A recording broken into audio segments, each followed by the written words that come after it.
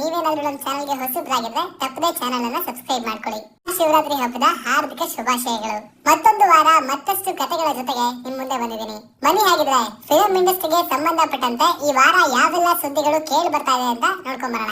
Challenging star Darshan ಹಾಗೂ ತರುಣ್ ಸುಧೀರ್ ಅವರ cinema ಅವರ ಬರ್ತ್ಡೇಗೆ ಅಧಿಕೃತವಾಗಿ ಅನೌನ್ಸ್ ಆಗಿದೆ ಅಂತ ಹೇಳ್ಬೋದು.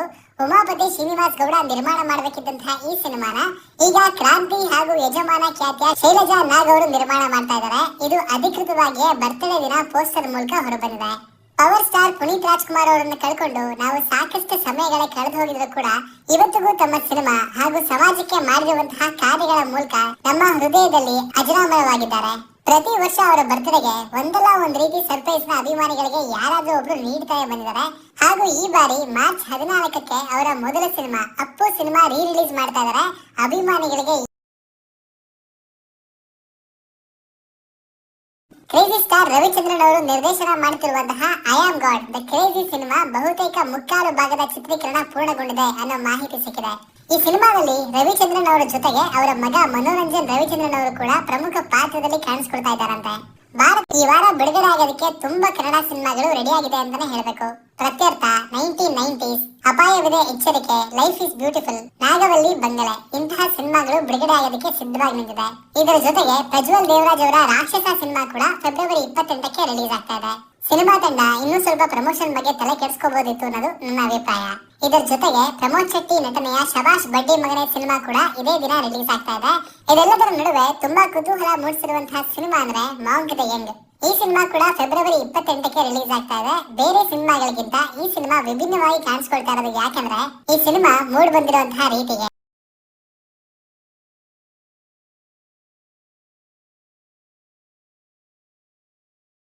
ಸೂರ್ಯ ಅವರು ಮಾಡಿದ್ದಾರೆ ಅಂತ ಹೇಳ್ಬೋದು. ಪಕ್ಕಾ ಸೈಫೈ ಸಿನಿಮಾ ಅಂತ ಕಾಣುತ್ತೆ. ಈಗಾಗಲೇ ಭವಿಷ್ಯದ ಪರಿಕಲ್ಪನೆಯನ್ನ ಇಟ್ಕೊಂಡು ಸಾಕಷ್ಟು ಸಿನಿಮಾಗಳು ಬೇರೆ ಬೇರೆ ಇಂಡಸ್ಟ್ರಿಯಲ್ಲಿ ಬಂದಿರಬಹುದು. ಆದ್ರೆ ಕನ್ನಡದಲ್ಲಿ ಇದೊಂದು ವಿಭಿನ್ನ ಪ್ರಯತ್ನ ನಡೀತಾ ಇರೋದು ಮೆಚ್ಚುಗೆಗೆ ಪಾತ್ರವಾಗಿದೆ. ಕತೆ ಕೂಡ ಚೆನ್ನಾಗಿದ್ದು ಎಲ್ಲ ಅನ್ಕೊಂಡಂತೆ ಮೂಡ್ ಬಂದಿದ್ರೆ ಖಂಡಿತವಾಗ್ಲೂ ಈ ಸಿನಿಮಾ ದೊಡ್ಡ ಮಟ್ಟದಲ್ಲಿ ಸೆನ್ಸೇಷನ್ ನ ಸೃಷ್ಟಿ ಮಾಡುವಂತಹ ಸಾಧ್ಯತೆ ಜಾಸ್ತಿ ಇದೆ ಅನ್ನೋದು ನನ್ನ ಅಭಿಪ್ರಾಯ. ಈ ರೀತಿಯ ಫ್ಯೂಚರಿಸ್ಟಿಕ್ ಸಿನಿಮಾದ ಯೋಚನೆ ಬರೋದು ಕೇವಲ ದೊಡ್ಡ ಸ್ಟಾರ್ ಹಾಕೊಂಡು ಸಿನಿಮಾ ಮಾಡುವಂತಹ ಪ್ರೊಡ್ಯೂಸರ್ ಗಳಿಗೆ ಮಾತ್ರ. ಯೋಚನೆ ದೊಡ್ಡದಿರ್ಬೇಕಾದ್ರೆ ಬಡ್ಜೆಟ್ ನಮ್ಗೆ ಅಡ್ಡಿ ಇಲ್ಲ. ಜನಗಳಿಗೆ ಒಂದು ಬೇರೆ ರೀತಿಯ ಸಿನಿಮಾನ ತೋರಿಸಬೇಕು ಅಂತ ಮಾಂಕ್ ದ ಯಂಗ್ ಸಿನಿಮಾ ತಂಡ ನಿರ್ಧರಿಸಿ ಈ ಸಿನಿಮಾನ ಈ ತಿಂಗಳ ಅಂತ್ಯದಲ್ಲಿ ನಮ್ಮ ರಾಜ್ಯದ ಚಿತ್ರಮಂದಿರಗಳಲ್ಲಿ ತರ್ತಾ ಇದ್ದಾರೆ. ಅಂಡ್ ಆಫ್ ಕೋರ್ಸ್ ಇಂತಹ ಸಿನಿಮಾಗಳು ಯಾವುದೇ ಲ್ಯಾಂಗ್ವೇಜ್ ಅಲ್ಲಿ ಬಂದು ಕೂಡ ಲ್ಯಾಂಗ್ವೇಜ್ ಬ್ಯಾರಿಯರ್ ಇಲ್ಲದೆ ಅದನ್ನ ನೋಡಿ ಇಷ್ಟಪಡ್ತೀವಿ. ಪ್ರಾಬಬ್ಲಿ ಥಿಯೇಟರ್ಗೆ ರನ್ ಚೆನ್ನಾಗಾದ್ರೆ ಈ ಸಿನಿಮಾ ಕೂಡ OTT ಅಲ್ಲಿ ಬೇರೆ ಬೇರೆ ಲ್ಯಾಂಗ್ವೇಜ್ ಗಳಲ್ಲಿ ದೊಡ್ಡ ಮಟ್ಟದ ಸೌಂಡ್ ಅನ್ನ ಮಾಡಬಹುದು ಅಂತ ಕಾಣಿಸುತ್ತೆ. ಟ್ರೈಲರ್ ನೋಡಿ ಏನೇ ಕುತೂಹಲವನ್ನ ಹುಟ್ಟಾಕೊಂಡಿದ್ರು ಈ ಎಲ್ಲಾ ಸಿನಿಮಾಗಳು ಹೇಗ್ ಬಂದಿದೆ ಅಂತ ನೋಡೋದಕ್ಕೆ 28ನೇ ತಾರೀಕುವರೆಗೂ ನಾವು ಕಾಯಲೇಬೇಕು. Teaser and trailers.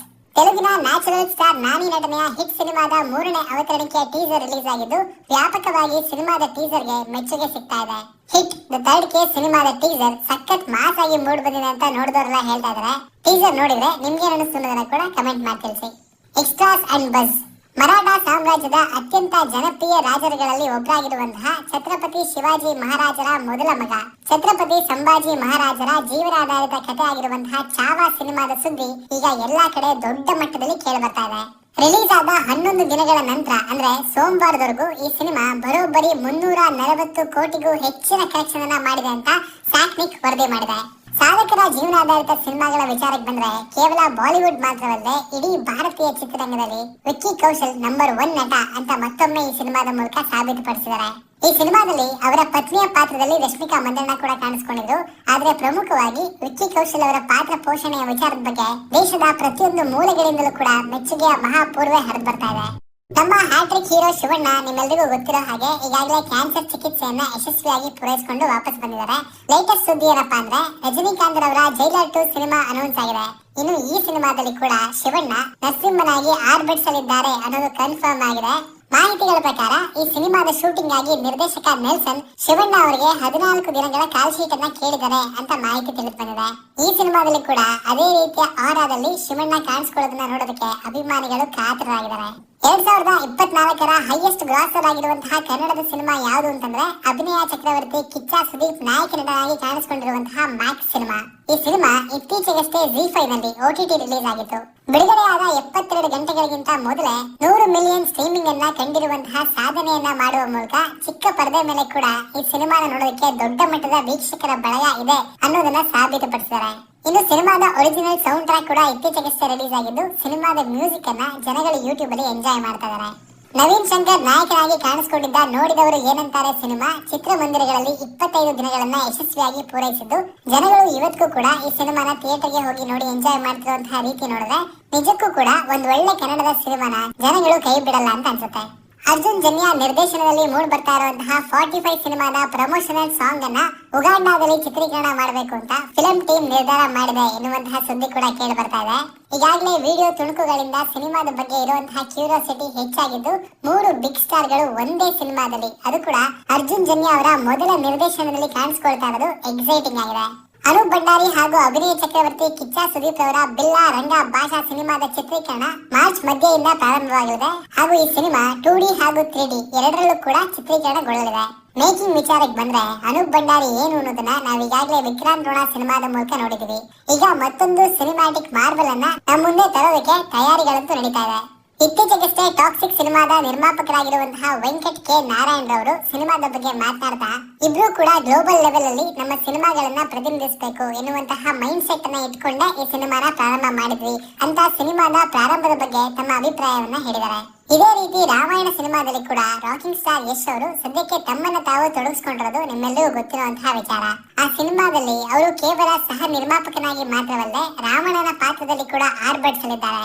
ಇನ್ನು ಸೋಷಿಯಲ್ ಮೀಡಿಯಾದಲ್ಲಿ ಯಶ್ ಅವರು ನೇರವಾಗಿ ರಾಮಾಯಣ ಸಿನಿಮಾದ ಚಿತ್ರೀಕರಣದಲ್ಲಿ ಪಾಲ್ಗೊಳ್ಳಲಿದ್ದಾರೆ ಎನ್ನುವಂತಹ ಮಾಹಿತಿಗಳು ಕೂಡ ಕೇಳಿ ಬರ್ತಾ ಇದೆ. ಆದ್ರೆ ಈಗ ಕೇಳಿ ಬರ್ತಿರುವಂತಹ ಸುದ್ದಿಯ ಪ್ರಕಾರ ಟಾಕ್ಸಿಕ್ ಸಿನಿಮಾದ ಚಿತ್ರೀಕರಣವನ್ನ ಪೂರ್ಣಗೊಳಿಸಿದ ನಂತರವಷ್ಟೇ ಯಶ್ ತಮ್ಮ ಭಾಗದ ರಾಮಾಯಣ ಸಿನಿಮಾದ ಚಿತ್ರೀಕರಣದಲ್ಲಿ ಭಾಗವಹಿಸಲಿದ್ದಾರೆ. ಇನ್ನು ಅವರು ಭಾಗಿಯಾಗುವಂತಹ ಚಿತ್ರೀಕರಣದ ಬಹುತೇಕ ಪೋರ್ಷನ್ ಯುದ್ಧವನ್ನ ಹೊಂದಿರುತ್ತೆ ಅನ್ನೋದು ಕೂಡ ಈಗ ಕೇಳಿ ಬರ್ತಿರುವಂತಹ ಸುದ್ದಿ. ಆಕ್ಷನ್ ಪ್ರಿನ್ಸ್ ಧ್ರುವ ಸರ್ಜಾ ಹಾಗೂ ಪ್ರೇಮ್ ಕಾಂಬಿನೇಷನ್ ಅಲ್ಲಿ ಮೂಡ್ ಬರ್ತಿರುವಂತಹ ಕೆಡಿ ಸಿನಿಮಾ ಒಂದಲ್ಲ ಒಂದು ಕಾರಣಕ್ಕಾಗಿ ದೊಡ್ಡ ಮಟ್ಟದಲ್ಲಿ ಆಗಾಗ ಸುದ್ದಿ ಮಾಡ್ತಾನೆ ಇದೆ. ಈಗ ಈ ಸಿನಿಮಾದಲ್ಲಿ ಹ್ಯಾಟ್ರಿಕ್ ಹೀರೋ ಶಿವಣ್ಣ ಕೂಡ ಪ್ರಮುಖ ಪಾತ್ರದಲ್ಲಿ ಕಾಣಿಸಿಕೊಳ್ತಾ ಇದ್ದು ಮಾರ್ಚ್ ತಿಂಗಳ ಅಂತ್ಯದಲ್ಲಿ ಈ ಸಿನಿಮಾ ಚಿತ್ರೀಕರಣದಲ್ಲಿ ಶಿವಣ್ಣ ಭಾಗಿಯಾಗಲಿದ್ದಾರೆ ಅನ್ನುವಂತಹ ಸುದ್ದಿಗಳು ಈಗ ಸಿನಿಮಾ ತಂಡದ ಮೂಲದಿಂದ ಕೇಳಿ ಬರ್ತಾ ಇದೆ.